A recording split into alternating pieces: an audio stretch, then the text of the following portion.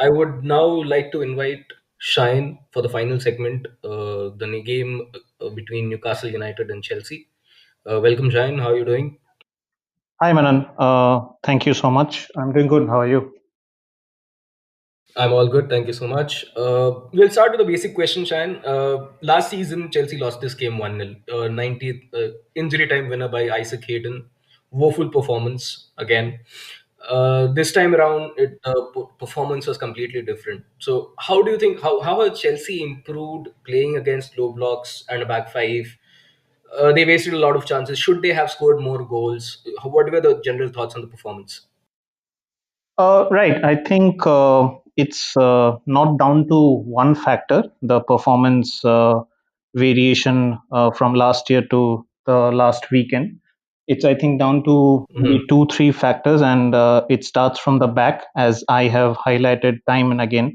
I think the Yeah, back line with Mendy and Thiago Silva, although he didn't play, but I think the presence of him as a leader has made a huge difference to Zuma and other personnel at the back line.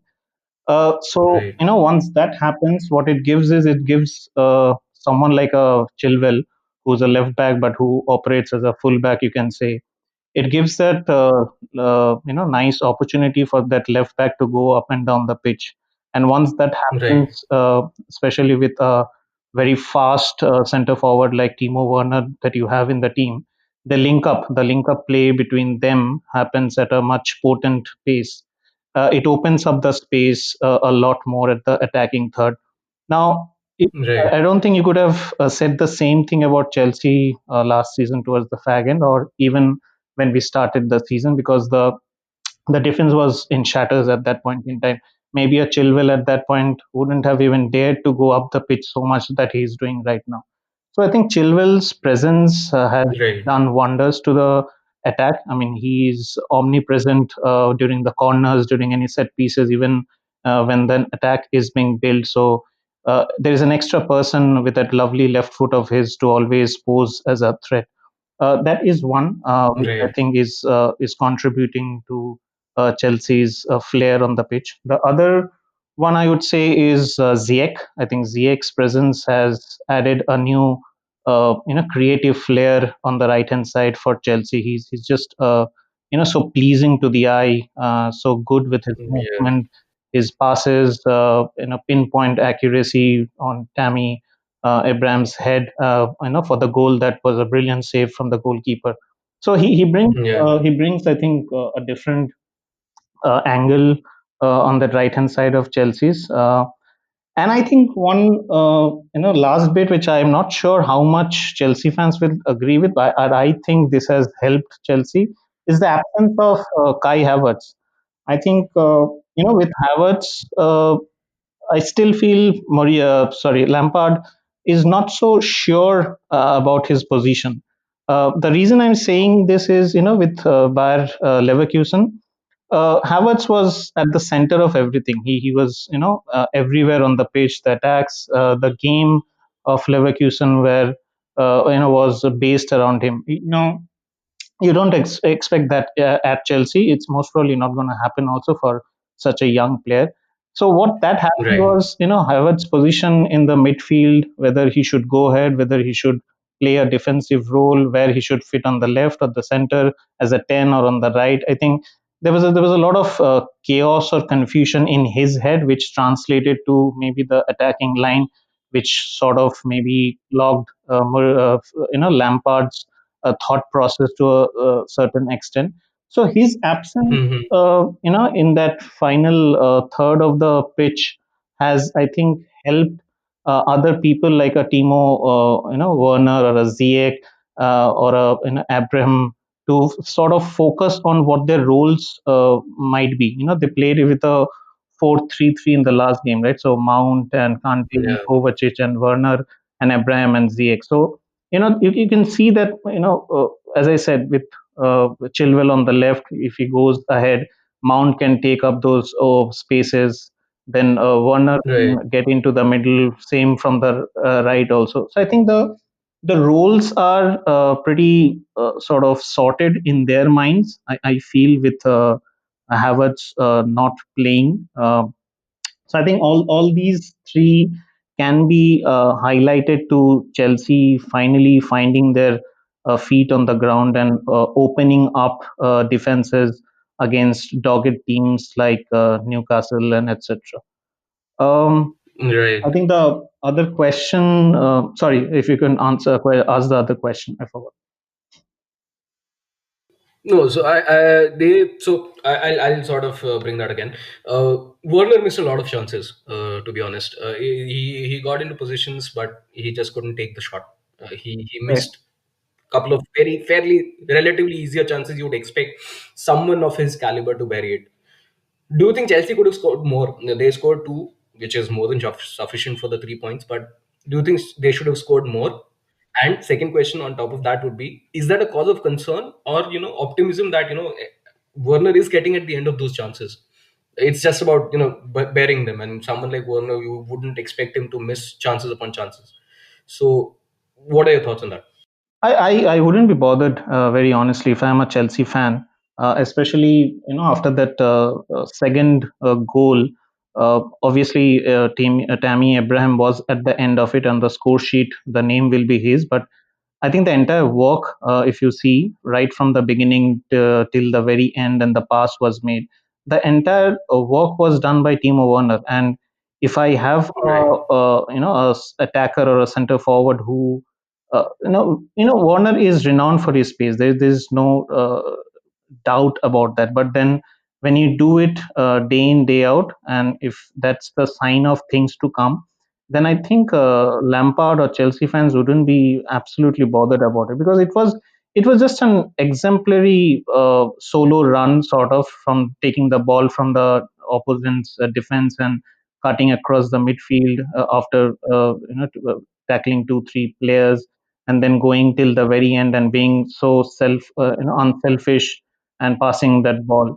So I think if that kind of performance happens day in day out, it won't be a long before he also adds to its goal tally, because these kind of performances add to the player's confidence. Now we have to remember that he's a new player to the Premier League, to the new system that he's playing in. He's still gelling with the structure and the new players.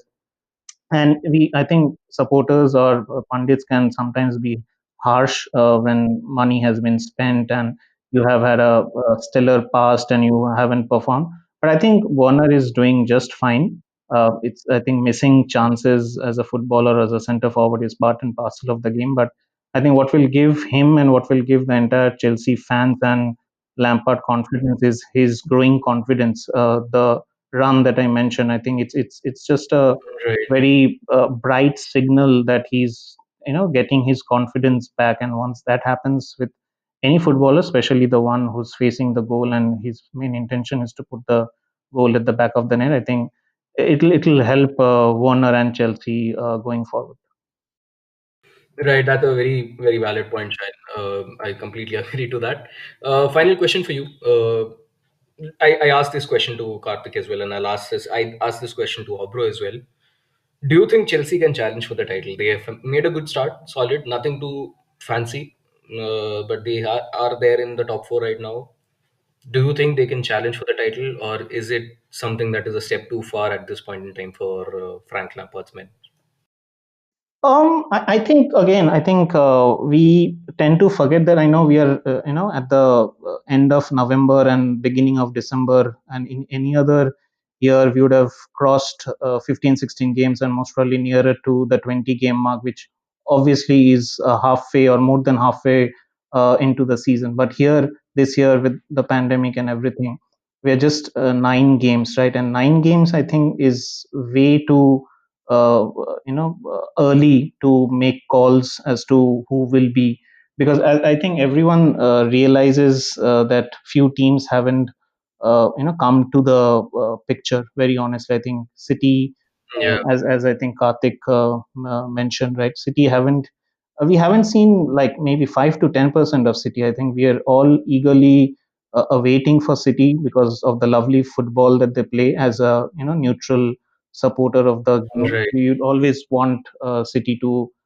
put that flair on the pitch. Then I think United also, there's maybe taking their time, and there have been bad performances, but you never know with new signings, with people gelling in, there might be. So Liverpool also, they're always there.